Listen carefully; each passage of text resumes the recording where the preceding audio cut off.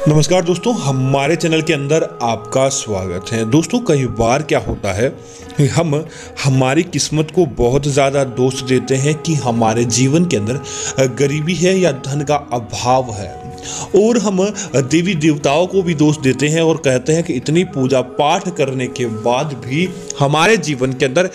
गरीबी क्यों बनी है या फिर देवी देवता हमसे प्रसन्न क्यों नहीं है। तो दोस्तों, उसका कारण होता है हमारे द्वारा की गई ऐसी गलतियां जो कि हमें कभी भी अमीर बनने या धनवान बनने नहीं देती है। तो दोस्तों, अगर आप भी यह गलतियां करते हैं तो आपके जीवन के अंदर कभी भी धन की दोस्तों इच्छा जागृत नहीं होगी और कंगाली या फिर दोस्तों नजरदोष ही आपके जीवन के अंदर बनी रहती है। तो दोस्तों, आज हम आपको बताने वाले हैं कि अगर आप भी यह गलतियां करते हैं तो आपके जीवन के अंदर कभी भी धन की दोस्तों बारिश नहीं होती है। तो यह इन गलतियों को आपको भूल कर भी नहीं करना चाहिए। तो दोस्तों, बात करते हैं सबसे पहली।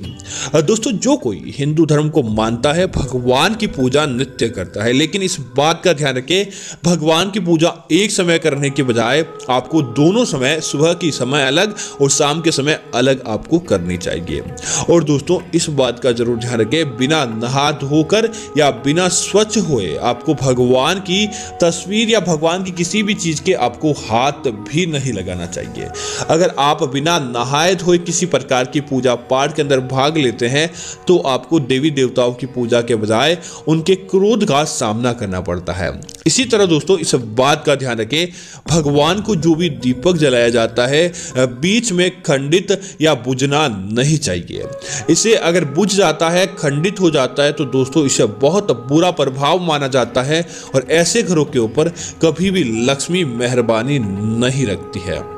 इसी तरह दोस्तों, इस बात का जरूर ध्यान रखें कि कभी भी किसी को भी अगर आप दान देते हैं या कोई चीज़ उधार देते हैं, उधार दी हुई चीज़ आप वापस मांग सकते हैं, लेकिन किसी व्यक्ति की अगर आप मदद करते हैं या दान में देते हैं तो उसे देकर वहीं आपको तुरंत प्रभाव से भूल जाना चाहिए। इसका जिक्र किसी व्यक्ति के समक्ष नहीं करना चाहिए और न ही किसी व्यक्ति को बार बार उल्हाना या गिनाना चाहिए। ऐसा दान करना दोस्तों आपके लिए स्वयं खतरे की घंटी होता है और ऐसा दान आपके जीवन के अंदर माता लक्ष्मी को क्रोधित करके रख देता है। इसी तरह दोस्तों, इस बात का ध्यान रखें, पूजा पाठ करने वाले बर्तन और भगवान के मंदिर के अंदर हमेशा आपको साफ सफाई रखनी चाहिए। अगर आप पूजा पाठ के बर्तन ऐसे ही लगातार नहीं धोते और महीने में एक बार या सप्ताह में एक बार धोते हैं तो दोस्तों ऐसे घरों के अंदर किस प्रकार से देवी देवता निवास करते हैं, भूल कर भी वह ऐसे घरों के अंदर निवास नहीं करते हैं।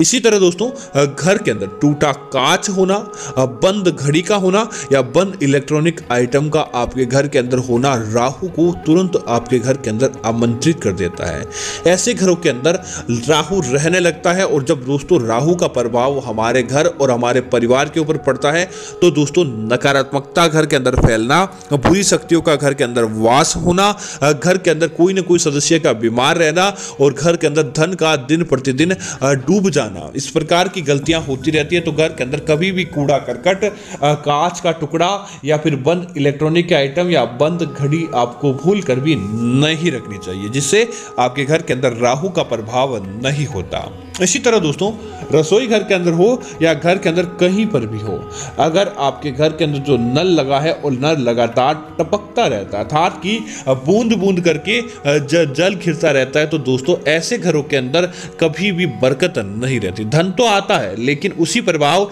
पानी की तरह घर से धन बहकर चला जाता है। तो इस बात का आपको जरूर ध्यान रखना चाहिए कि टपकता नल आपके घर के अंदर है तो तुरंत उसे सही करवाएं ताकि आपके घर के अंदर माता लक्ष्मी निवास करे, न कि आपके घर के अंदर कभी भी बरकत नहीं रहे। इसी तरह दोस्तों, जो कोई व्यक्ति अपने घर की रसोई घर के अंदर स्वच्छता रखता है या फिर रात को जूठे बर्तन छोड़ता है, दोस्तों स्वच्छता रखने वालों के ऊपर तो माता अन्नपूर्णा प्रसन्न होकर वही निवास कर लेती है, लेकिन जो कोई व्यक्ति अपने रसोई घर के अंदर रात को जूठे बर्तन रखता है या फिर झाड़ू को खड़ा रखता है या फिर दोस्तों झाड़ू को छुपाकर नहीं रखता, ऐसे घरों के अंदर दोस्तों दरिद्रता अपना अपना बसेरा बना लेती है और उस घर को कभी भी दरिद्रता नहीं छोड़ती है। तो आप इन गलतियों को करते हैं तो दोस्तों कभी भी माता लक्ष्मी आपके ऊपर प्रसन्न नहीं रहती है। तो दोस्तों मैं उम्मीद करता हूं कि यह जानकारी आपको अच्छी लगी होगी। इस प्रकार की अन्य जानकारी देखने के लिए आप हमारे चैनल को सब्सक्राइब करें और साथ ही साथ वीडियो को लाइक और शेयर करना ना भूलें,